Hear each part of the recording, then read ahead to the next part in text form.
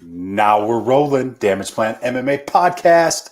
I am Jason Laporte, wearing my One Hit shirt today to represent the One Hit Gym in Layton, Utah. You can come up Saturday morning to roll? I'm going to be up Saturday for sure to roll. It's going to be cool. We're going to have a seminar from LJ Schultz's first coach and black belt. I believe his name's Shane Brenner. Yes, I saw that. And that's going to be cool. So if anybody would like a little seminar from a black belt to come to and spend it said, it's free, donations appreciated, but they're not going to be gouging you for money at the door. So come and pick up some knowledge and we'll have a good time. Is it gi or no gi? I should probably ask, but if LJ's there, I'm guessing it's no gi. All right. I've literally never seen him in a gi in my life. Oh, that's probably be good to know. But yes, I will be there. Same time, 10 o'clock? Yeah, it'll be 10 o'clock. I'll be a minute late. Hunter's basketball game is at 9. Okay. 9 to 10. So I might be like 5-10 minutes late, but I'll be rushing over there. How is Hunter doing in basketball? Dude, he kills it. Likes it? Does he like it? Our team sucks. I'm the coach. We got the shortest team in Kaysville for third graders. That's for sure. I have 2 kids that are average or taller, and the other 6 are. I mean, half my team can't even get the ball to the hoop. You just got to bring back the old Pistons bad boys and just have them out there. Just I had a kid ask me if he was on offense or defense. And I'm like, you're on both, dude. You're on both. This isn't football. Hey, props to you for coaching. That's awesome. I always coach. You want to know why I coach? Why? Because I'm terrified of some moron coaching my kid the wrong things. Some of those rec coaches, I appreciate all of them. It's good that they're volunteering stuff, but I'm terrified that some idiot's going to start coaching the kids the wrong team. It's cool, man. We taught the kids a zone defense this last week, and we made a good comeback in the second half. We're 0-3, but we're getting better. Hey, it's all that matters. So, Zach, should I explain why I'm wearing my genie hat today? Stupid. Go for it. If I recall on Friday, you said there's not a chance in hell that Jake Collier beats Gian Vellante. Did he really win, though? He really? He won that fight. Are you sure? I'm 100% positive he won that fight. I feel like they both lost. Okay, I will say this. Neither of them look good. Collier needs to drop weight because he's a 185er. He's a 185er. And it's fat. I mean, he was tagging Vellante, but Vellante had maybe hit him 10 times and he busted up his whole face. Like, yeah, come on, dude. You need to. Vellante hits hard. I would like to know what is his story? What's Jake Collier's story? Like, what happened to him? Dude, you know what? I'm gonna find him on Facebook right now, and we're gonna invite him on and ask him. I hope he can see how hard I am. Dude, there's just no way. Like, here's the problem. Did he get injured? Was it an injury? Oh, maybe. But here's the problem. It looks to me. Oh, that's definitely not him. Well, he had a fight scheduled early 2018, shortly after his 2017 fight. But then we didn't hear from him for basically 2. I mean, look at him at 185. He looks like a killer. He looks great. I saw somebody posted on Twitter a picture. Dude, he looks great at 185. Great. You look like a killer. So I don't know. Maybe I'm too harsh. My hard thing is right. So like we're watching these fights while we're watching BYU blow their perfect season. And we're watching this and at my office, and my dad, he's not big into MMA. He doesn't like the sport. He comes and supports me, which I appreciate, but he's slowly getting into because we hang out. What's up, Kelly? We go over and hang out with them on the weekends a lot. Yeah. And like play card games, and the fights are on, right? And so I'm watching a lot of those fights while I'm hanging out at my parents or playing games or whatever. And so my dad's slowly kind of learning a little bit. Yeah. But then the show starts with these 2 fatties. And I'm sorry, but that's what they're both fighting out of their weight class. And my dad's like, what is this? And I'm like, dude, I don't know, man. Don't judge the sport on this. Because what it looks like is 2 undisciplined, unprofessional guys that don't care. And they're just there. They're like, I'm just there to get a paycheck. And, if I win, great. If I lose, whatever. It's not a good look on the sport. No, it really isn't. But I'm thinking something had to have happened to Collier, unless he just I mean, to gain that much weight in that short amount of time, like you basically just had to sit and do nothing. That's what I'm thinking. Maybe he had surgery. Like that's the only thing I can think of. Maybe he had surgery. His face is I don't know. jacked up. That's after the fight. Oh, you could tell Vellante was definitely the harder hitter. He just couldn't do anything. Jake Collier's got the skill. It's there. He's athletic. You can see it under Yep. that 265 pounds. Yep. He slims down. Dude, even if he slimmed down to 205, Quinn, no.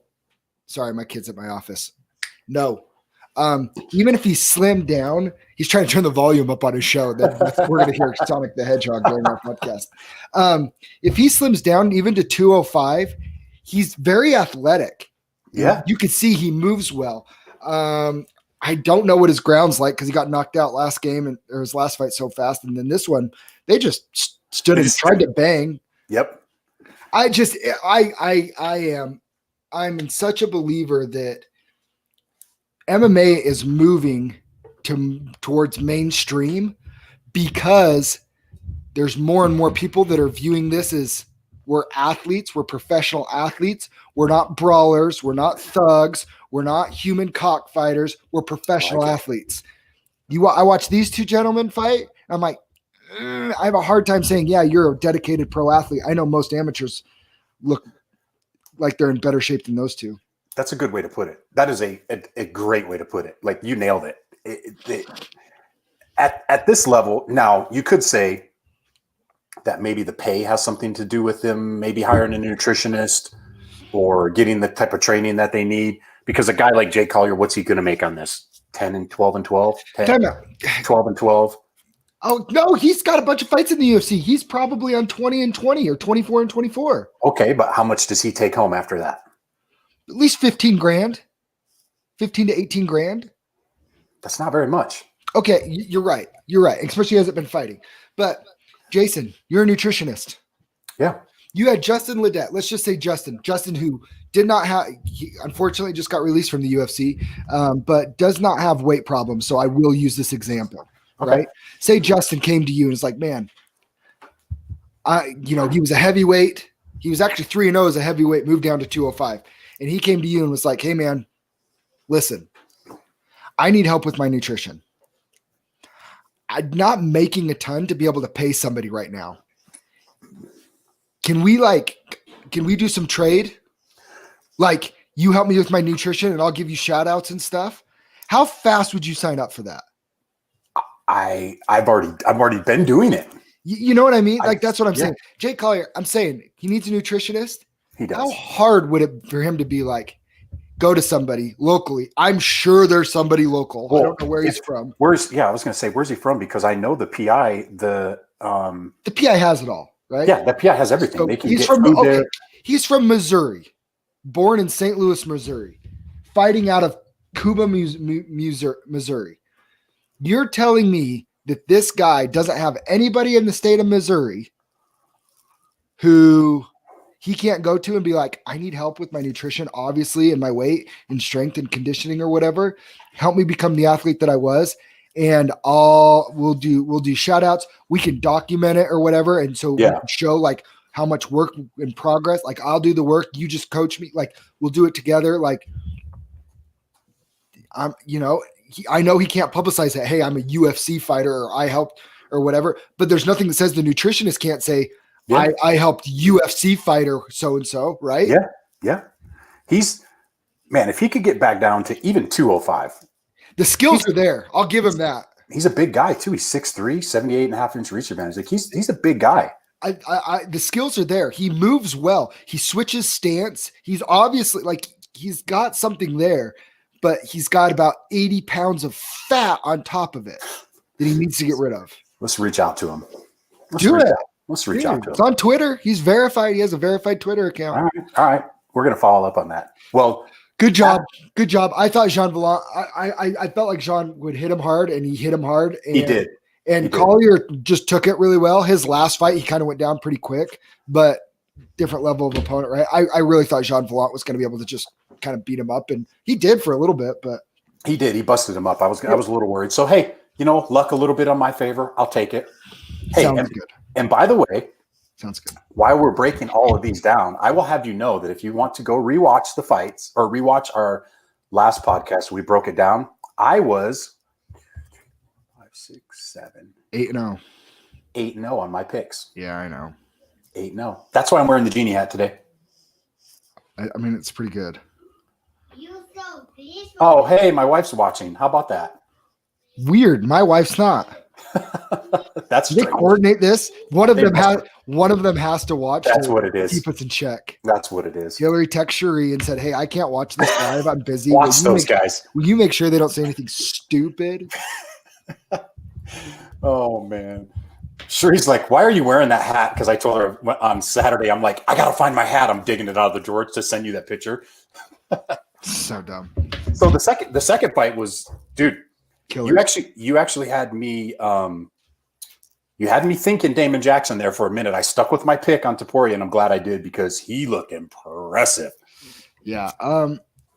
Jackson's been impressive. He was the more experienced. He had some good wins and stuff, but Yeah. Topuria's power. That's the equalizer, right? That's the big equalizer.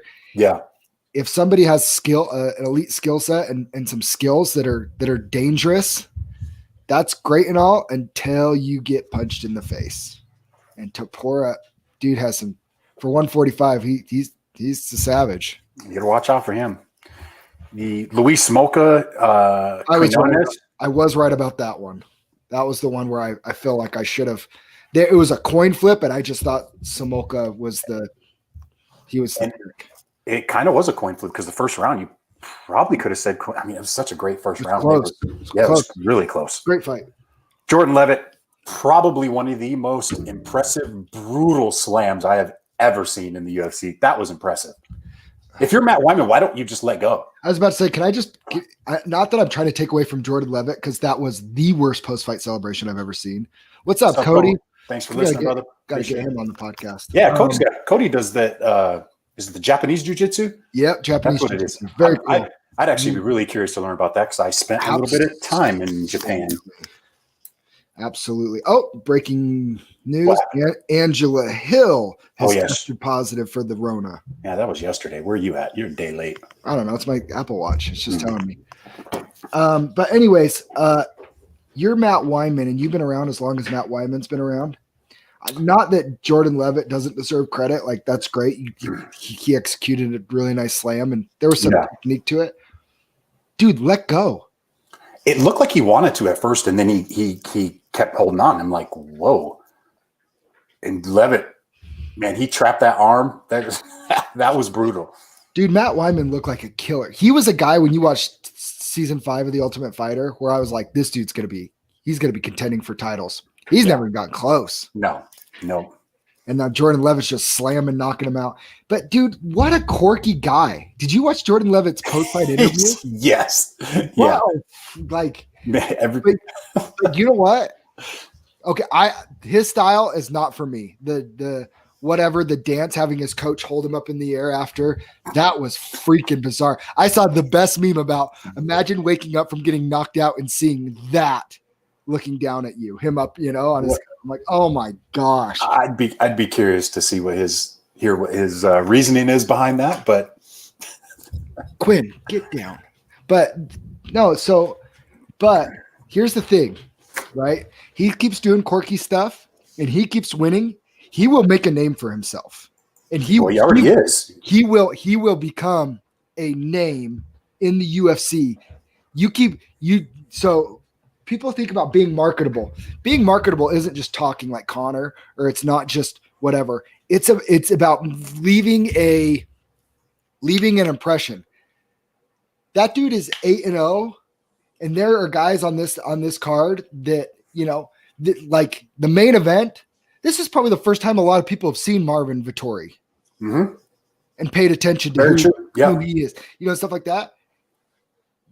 They'll remember the name Jordan Levitt just as much as they will Marvin Vettori from that night. Yep.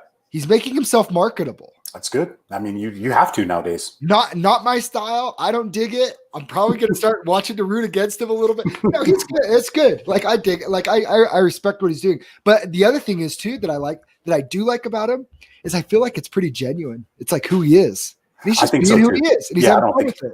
Yeah, he is. I can't really hate on him that much for it. It's just, dude, it's weird. It's so weird. The next fight up was Roman Dolidze against John Allen, which that was the only one of my bets. I had 4 bets on this fight card, and I had Dolidze winning, but I also had him as a prop bet of finishing by KO, which I think he could have gotten if he would have tried a little bit harder. He kept trying to go for that heel hook, and just wasn't there. He was impressive, man. I didn't really see the split decision, that's for sure. I thought that was that Chris Lee guy.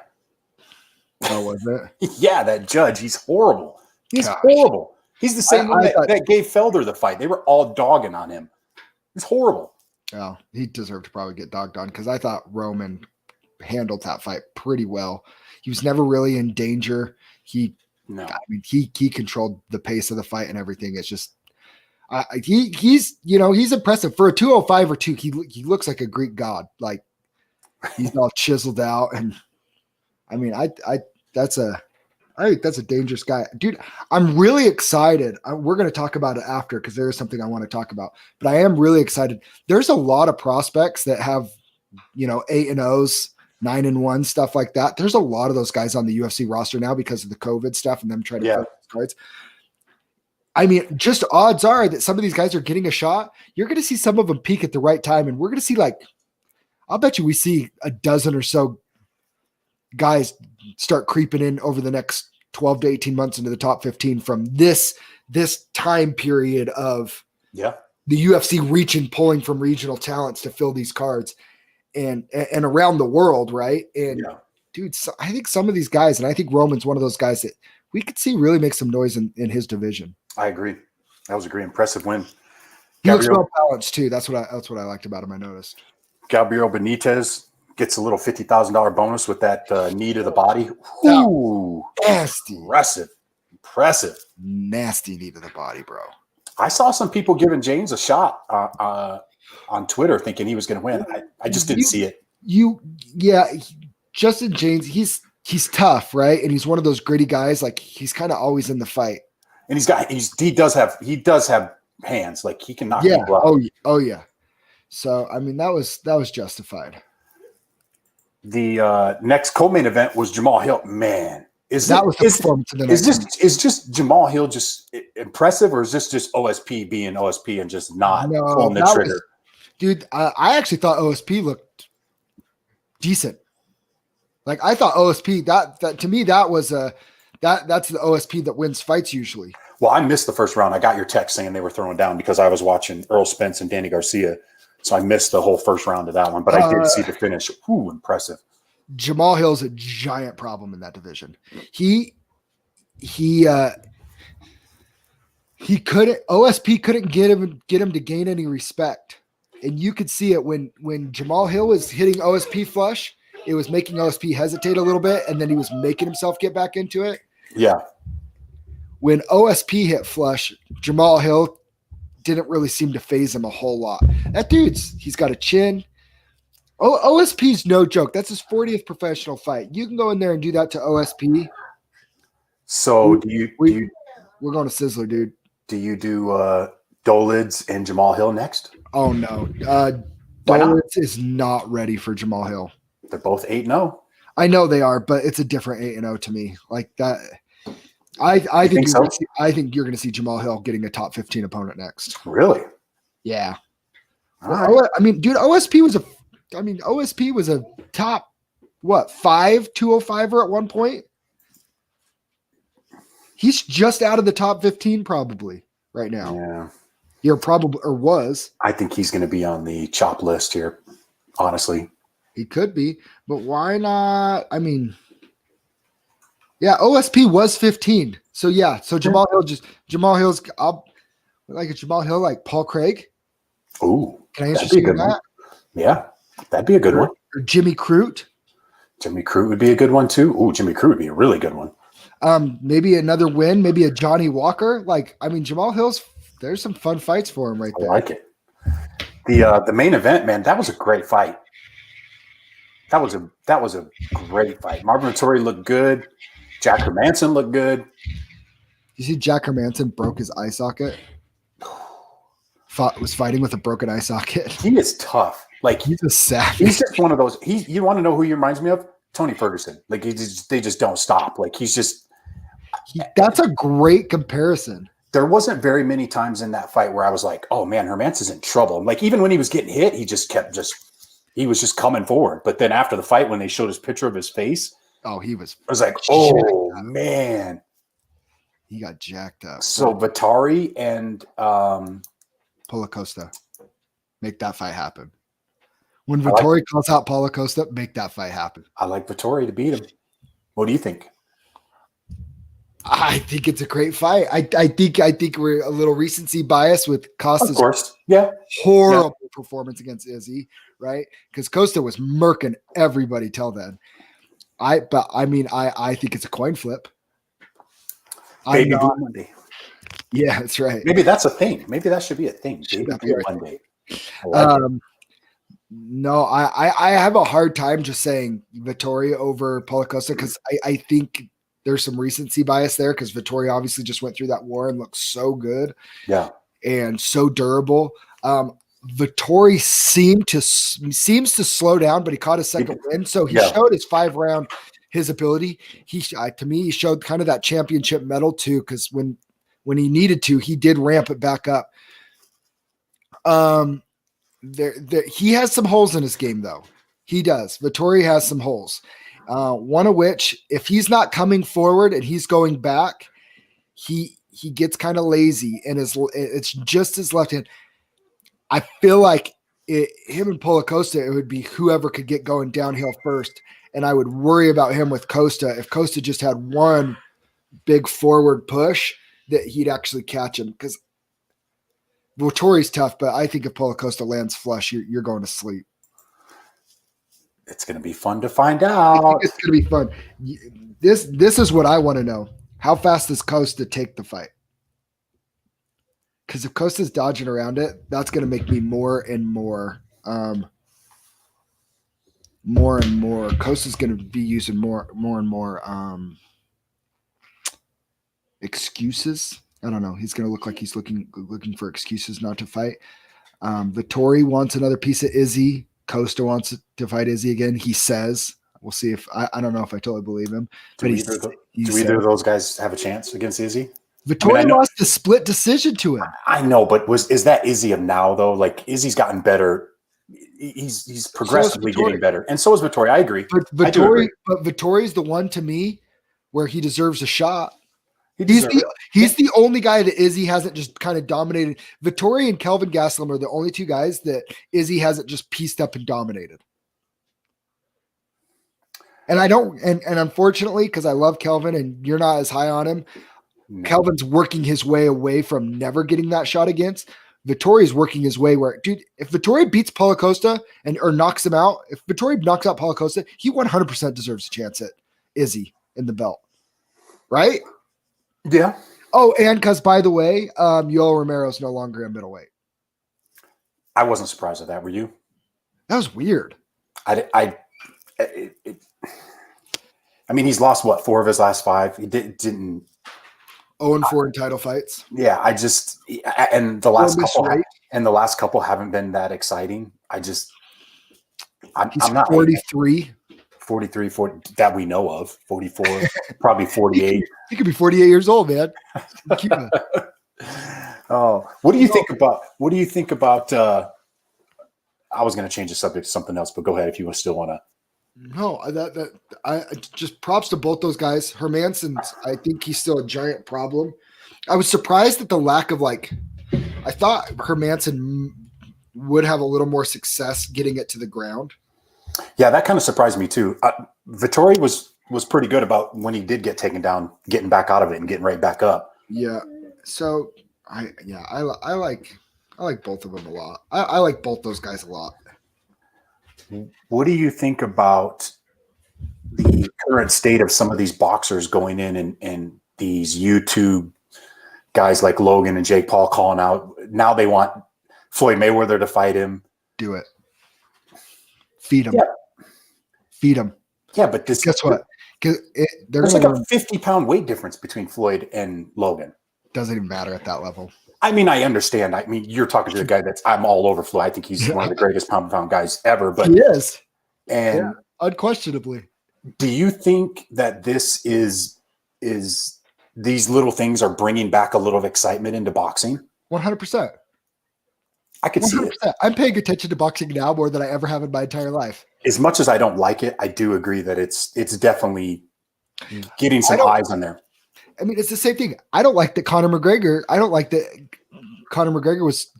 would play those games and be as disrespectful as he was before fights. I don't like that, but guess what? He did it to make money. And at the end of the day, it's their job. I don't blame him one bit.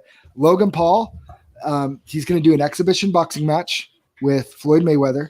It's not, at least it's not even a real one. Like, let's be honest. The Conor McGregor Floyd Mayweather thing, the fact that the commission allowed a 49-0 fighter to fight an 0-0 fighter, that's kind of crazy. And let's face it, that was an exhibition too. For Floyd, it was an exhibition. But that was pretty crazy that the commission let that fight go down. That's what I'm saying. I'm surprised that the commission even allowed it, right? And props to both of those guys, especially Floyd, for making that fight what it was. Like, so, but we've talked about this at length. Yeah. But we both agree. Floyd, I honestly believe that Floyd, part of his strategy to have it go that long too was, as long as he can make that fight last, the more they can justify doing it again and getting another pay. 100%. 100%. In fact, so I don't know how much truth. I don't know how much truth there was to it, but did you see that he had a bet that he bet on himself to finish over 9.5 rounds. He finishes in the 10th round. It's like 100%. And you could see, it's 100%. And then now you got Clarissa Shields going over to the PFL. See, but this is the other thing. This is where I am going to hate on the YouTube stars or whatever. Logan Paul and Jake Paul. If you guys were really as tough as you guys say you are and really as legit as you say you are, go get into a cage with one of those dudes. That's the thing, is none of these guys want to get into a cage with any of these guys. Remember when the rumor was that Conor would go do one boxing match and then Floyd would come do one MMA fight? And everybody in MMA was they were laughing because it's like, no, dude, you don't understand. Like, one leg kick and it's over. Floyd's never felt that before. Yeah, these guys don't. I mean, granted, look, there's no way. There's no way. There's no way.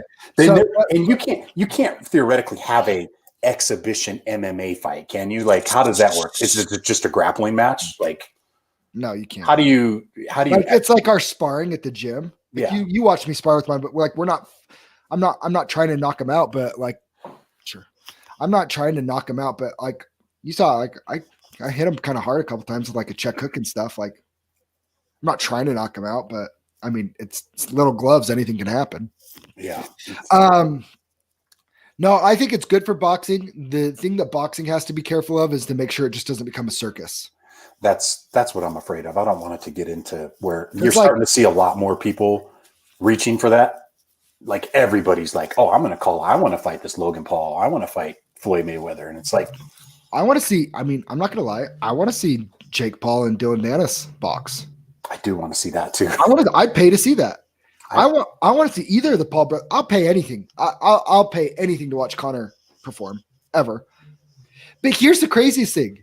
Conor versus a 2-0 Jake Paul is probably a better, fair fight than Conor versus Floyd Mayweather was. Yeah. But I think Conor starches him. Yeah, I agree on that too. I don't think, these guys. But, like, let them do it. But here's the other thing too.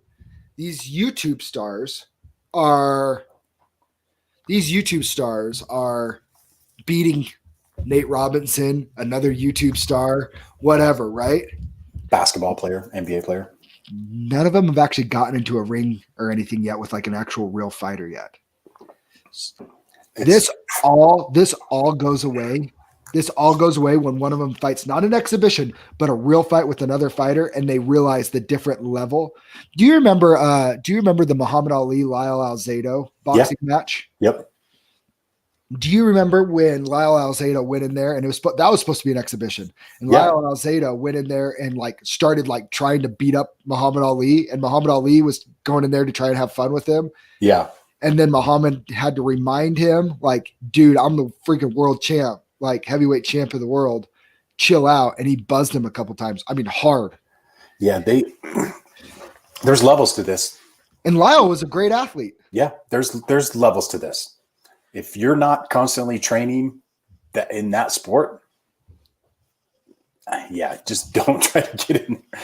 Yeah, it'll shut everybody's mouth. As soon as one of these guys try to make that jump into a cage, which I don't see it. Maybe at a regional level, but not at a UFC level, not even at a Bellator level. Well, it's not happening. They're not going to do they're not going to do it on that because they'll get embarrassed. They'll get embarrassed. Like Logan Paul or Jake Paul, even if they've been training hard for a couple of years, they should be getting into a cage with somebody like me. Yeah. You know what I mean? Like an amateur that's had that's probably the level they're at. I've been training for 3.5 years. Yeah. Logan Paul looks like he's been doing some. Maybe I should call out Logan Paul. Be a good payday. It'd be a great payday. You guys are about the same size. I'm all for it. I feel like my jiu-jitsu is better. I don't know. He's a pretty good wrestler, Zach. That's okay. I'll grab a snack. I'm wearing sneaky leg locks. Did you hear Dana White say that they're going to probably cut maybe up to 60 guys? 60 guys. Yeah, and they've already started. So I think this was a little overdue, and I think we could see this coming because of the way that things are happening with what we talked about. They're signing so many guys. And their roster is grossly inflated right now. And there are guys that are actively fighting. I think not only are they going to start cutting guys, I think they're going to start cutting top 15 guys like Yoel. I could see Junior Dos Santos when he gets knocked out this weekend. Junior's not going anywhere. You watch. No way. Dude, that would be crazy. Yeah, I mean, the guys. You think JDS is getting knocked out this weekend? How old is? Yeah, he's getting knocked out. Yeah, he's getting really. Yeah. I could foresee Orlovsky. Gain is the next heavyweight prospect. He's the next thing, man. The only thing that worries me is he's only had 6 professional fights. But JDS is he's on the other side of he's almost 40 years old, man. He's 36. He'll be 37 in January. I remember when they said that to him when he was fighting an undefeated Tai Tuivasa and he beat the brakes off that. It could happen. It very well could happen. I could see guys like Tim Elliott. I could see ranked guys like that get cut in the flyweight division. Yeah. I could see Rafael Sunsao. I'm going through the ranked guys. I think we're going to see a move towards they're going to let some of their older guys go that are past their prime and let them go to the Bellators and the PFLs and all that jazz. Ryzen, whatever. And the UFC is going to have the top tier, cream of the crop. Yeah. And then they're going to have the majority of the young depth. That's where they want to be. But the middle of the road guys, the UFC is going to be there's enough depth now that a lot of those divisions. The move is we want the young star talent and we want the top tier talent. We don't want a big roster full of the middle guys. We want the guys that can shoot right through that middle section. Well, the middle guys have gotten us by all the COVID stuff and filling in fights the last 8 months. But I worry about the guys like Brian Callagher's and and guys like that will take a lot of fights. Yeah. Win some, lose some. It's you know who we haven't seen in a while? Why have we not seen Chimaev? Erosa. Chimaev. Well, Chimaev, we know why we're not seeing Chimaev, but Julian Erosa, where's he been? I don't know, man. Former podcast guest, Juicy J. He had an injury. Did he? That fight. Yeah, he did. He had an injury after that fight. Yeah, I'd be just curious to why we haven't seen anything from him. He hasn't fought since June. I think a lot of those guys. Got to be on your game, man. Got to be on your game. What do you think about the pay-per-view this weekend? I know we're going to do a breakdown on here, but I am stoked. So jacked for this card, man. So jacked.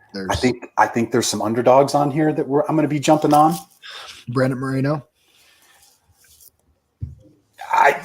Man. I want to, but I don't think think I can. I want to, but I don't think I can. My Charles Oliveira is going to be one. Makano is going to be one to look out for as an underdog. Cub Swanson is going to be one to look out for an underdog. Li Jingliang. I don't know what the odds are on that. Chase Hooper. Cub Swanson is back. Mackenzie Dern. She's got a tough fight. Angela Hill's out. That's too bad. At least I don't have to hear. I'm really excited about both. You really like Gain over Dos Santos, huh? Dude, Gain is just he's a savage, man. Like, he's a legit heavyweight. He's 250. He's 6'4", 83-inch reach. Like, this guy's the next thing in the heavyweight division. Really? I think so, man. Huh? He beats a Tanner Bowser. He's got submissions. This is a huge step up for him, though, to throw him in with Junior Dos Santos. I think this is more of a Junior's kind of on the downside of his career. He's lost 3 in a row. Okay, time out. Blades and then Ngannou. Time out, though. What? JDS is plus 335. That is tempting. Are you kidding me? That is JDS? But go look at this game, dude. I'm telling you, man. Okay. As much as that sounds good at that plus 335, dude, Gain's no joke. When's the last time you've seen Santos just get overwhelmed? Well, I mean, he's lost his last 3. Granted, they're to top 5 guys, but yeah, exactly. Yeah,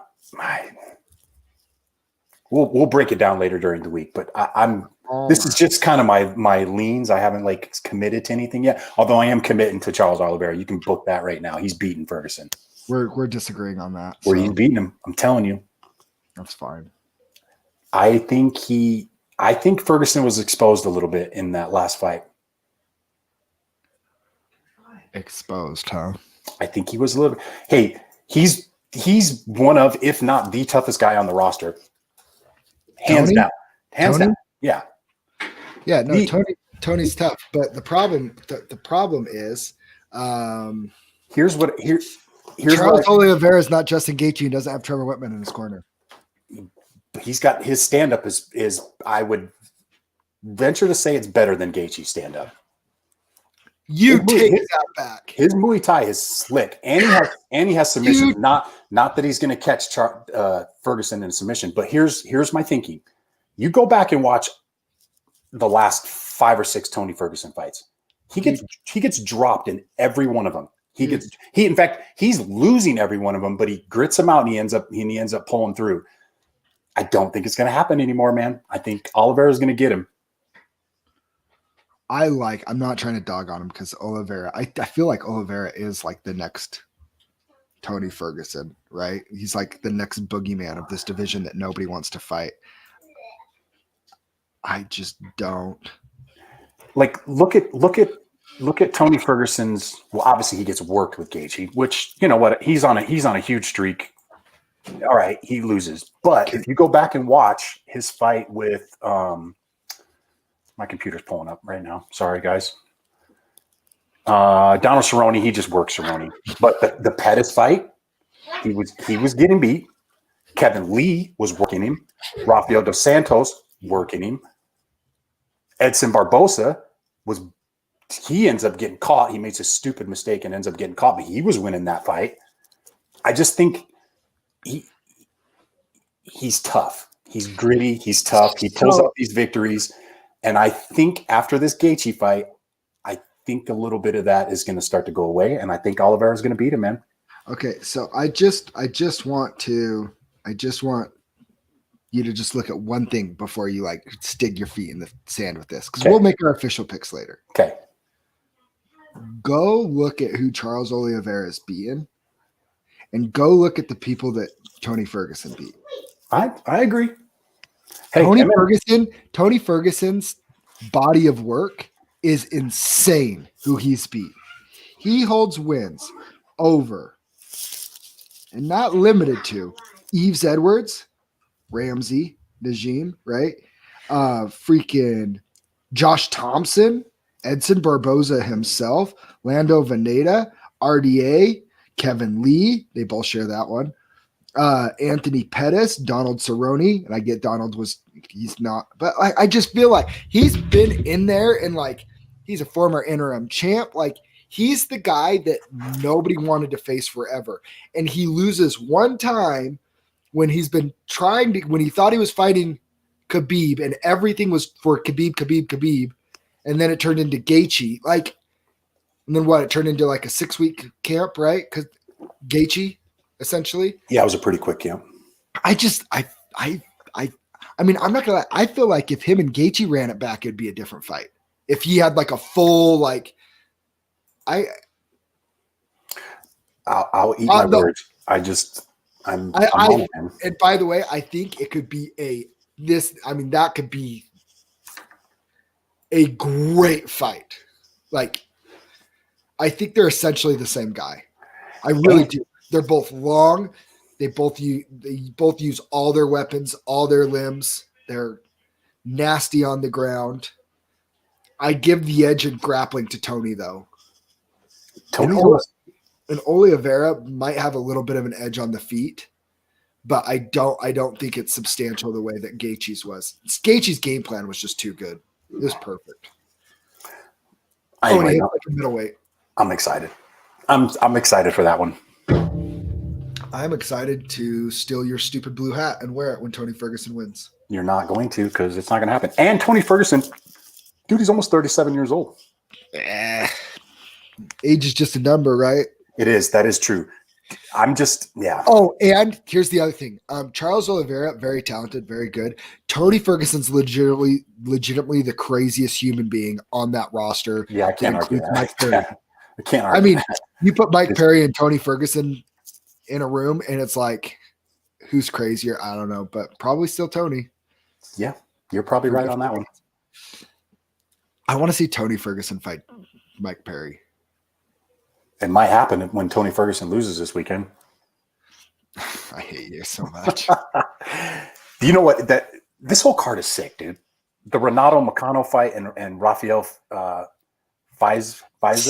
Sneaky good fight. Great fight. Billy Quarantillo versus Gavin Tucker, I think is going to be a really good fight. Oh, that's another, man. This whole card is just sick. Yeah. Great fight. Right. Cub Swanson's a little bit of an underdog against Daniel Pineda. Man, it's good. I kind of like Cub. Kind of like him. Let's just I love Cub Swanson. I always love Cub Swanson. Kevin Holland versus Jacare. That's going to be a weird clash of styles. It's a very weird clash of styles. My last question for you. What you got, Zach? John Jones deserve an immediate title fight at heavyweight? Yes. Right? Yeah, I think that's. But do you agree with this? Let Francis have a shot at Stipe first.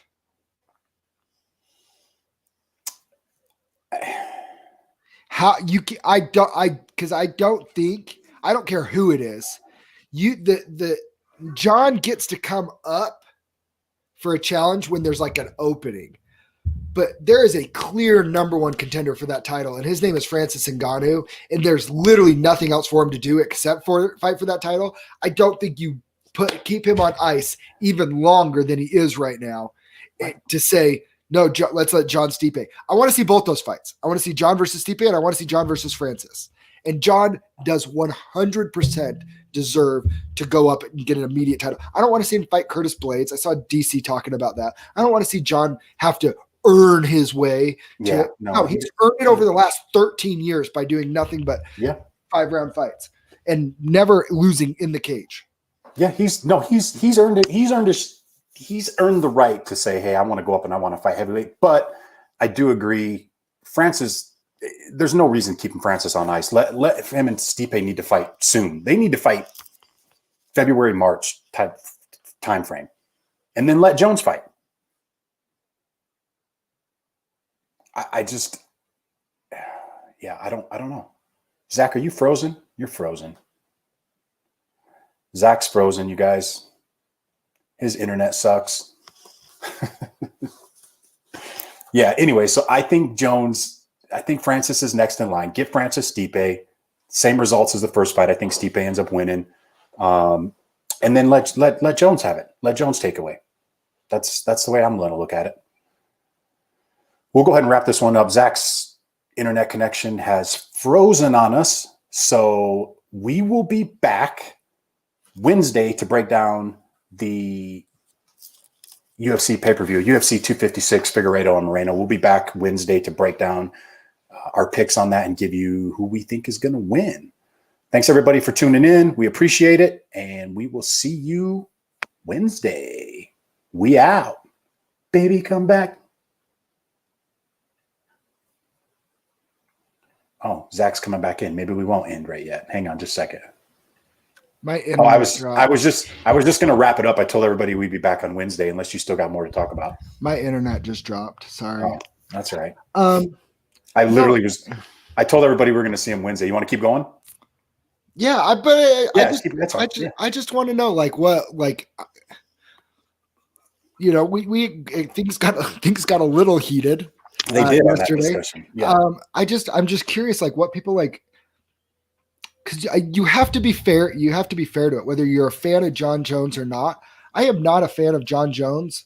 I've said not because of everything, because I feel like he's shot himself in the foot from being the undoubtedly greatest fighter ever. Yeah, and he's done it to himself. And then I thought it was kind of weird and desperate the way that he was begging everybody to recognize him as the GOAT when Khabib was retiring. Yeah, don't you just have the mental awareness to realize hey, he retired. He's 29 and he's always great. Go win the next 5 fights, and guess what? Or go win the heavyweight belt. Yeah, and you're back on top as GOAT. Really, a week later he was really back on top as GOAT. I had my little couple of days where I was all over Khabib and he's the greatest, blah blah blah, but. Look, you can't deny John Jones's record.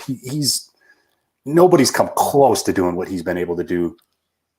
And if he wants a shot at the heavyweight title, give it to him. But let Francis get his next shot. And like I said before you cut out, I think the Stipe Francis plays out just like it did the first one. I think Stipe wins, and I think you're going to see Stipe. Do you really? Yeah, Stipe's going to win again. I don't think Francis is. I'm rooting for Stipe. I like Stipe because I think Stipe John Jones is a crazy, crazy fight. I like that.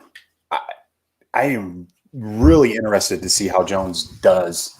If he wins, if he comes up there and beats Stipe or Francis and wins the heavyweight belt, he's the man. He's the man. He's already the man. Where do you? Right. I know. But now you're. It's undeniable if he goes up there and wins that. Undeniable. You know what John Jones needs? He just needs a good 3 to 5 year stretch where he can keep his nose clean on everything, USADA, the law, all of it, and so he can say he put all that other stuff behind him. Yeah. Because that's the problem. Every time I want to start cheering for John again, I feel like he screws up again. He's been kind of quiet lately. Remember, he got another DUI right before COVID, and it was he got the house arrest while everybody had to quarantine it earlier this year in March. Remember that? I don't remember that, but no, he did, and he got put on house arrest. But everybody's well, who cares? It's COVID. Everybody's supposed to stay home anyways. I saw, not to change the subject, but I saw Cole Schaefer's got a fight at the end of January. Steel Fist. Yeah, man. I hope that Stillfest card happens. I really do, because we have a lot of guys at one hit that are going to be on that card. That's going to be fun. I was offered to be on that card. I just have some injuries I got to take care of first before I get back in there. How is your foot? It's okay. Yeah.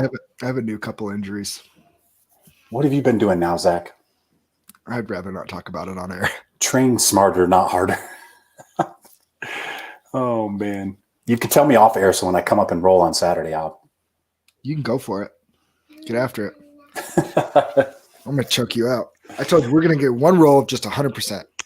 Why? Because I picked Jake Collier and he won? Yep. That's not cool, Zach. Not cool. No, we don't do that. Quinn, come here. Hurry. But yeah, anyways, Jones deserves a shot. Hey, if Francis hadn't been waiting as long as he has, then I'd say, yeah, give him the fight. I agree. Look, Francis has done everything he needed to do to get back to that title shot. Give it to him. There's no other fight for Francis. No, so give it to him. Give it him and Stipe. The longer you wait, the more it's going to be like, okay, come on now. That's the problem, is there's no other fight for Francis. But the only thing is if Stipe goes, no, I already beat him once, I don't want to beat him again. But again, the problem with that is there's nothing else for Francis to do. In which he's kind of already said that, hasn't he? Isn't Stipe already kind of hinted to, like, I've already beat him, I don't want to have to fight him again? Yeah, he has. But here's the problem with that. Is Stipe beat him, and then he lost the worst fight ever for he loses right to Derek Lewis. But then he beats Curtis Blades for a second time, beat Cain Velasquez in Cain's big comeback, knocked out JDS, and then knocked out Rosenstruck. And it's not that he's just beating everybody; he's knocking everybody out in the first round in a minute or less. In a minute or less. 5, 6, 7. His last 8 wins have all been first round knockouts. He did a Kimura to Anthony Hamilton back in 2016. Could you imagine that guy getting a hold of one of your limbs and starting to just rip it? No. Gosh. No, I cannot. But, Curtis Blades, that's the one that bums me out, is the Curtis Blades. But if you go and you look at the heavyweight division and who he's already beat, he's already beat Curtis Blades twice. Twice, yeah. Can't do that. Just knocked out Rosenstruck. I guess you could make him and Derek Lewis rematch it. Derek Lewis is number 4 right now. What Derek and Blades are supposed to fight, though. Exactly. That's what I'm saying. Like, there's just what, and then one thing that's weird. So Blades and Overeem have already fight, but they're teammates now, so that you can't reschedule that. Well, you got Overeem that's ready for another. He's trying to make a case for him to fight for another title too. You do an Overeem and Ngannou rematch? Oh my gosh. I mean, you could. I mean, you could make a case for that, couldn't you? I guess. If But it's if you're in Ngannou, you're like, what do I got to do? Got to beat everybody twice now? Well, I already beat Blades twice. if you're going going to beat Rosenstruck twice and then beat. To me, it's Derek Lewis because he lost to Derek Lewis. That's the only other fight that you can make. But if I'm Dana White, I'm super hesitant to book that again because that was horrible. Oh, he's not booking that again. There's no way he's booking that fight again. No way. I would rather watch paint dry than watch that fight again. Or you just say, here's a huge payday and here's Brock Lesnar. Go beat him up, Francis. Ooh. Do the Brock, Lesnar, and Francis on the same card as Stipe and Jones. Man. That's so crazy. It's not happening. I know, but it'd be all fun. All right. We've rambled long enough. All right. Thanks for everybody. Baby Blue Mondays. Baby Blue Monday, baby. We out till Wednesday. Shout out Big O Tires and Bountiful. Big O Tires. We out.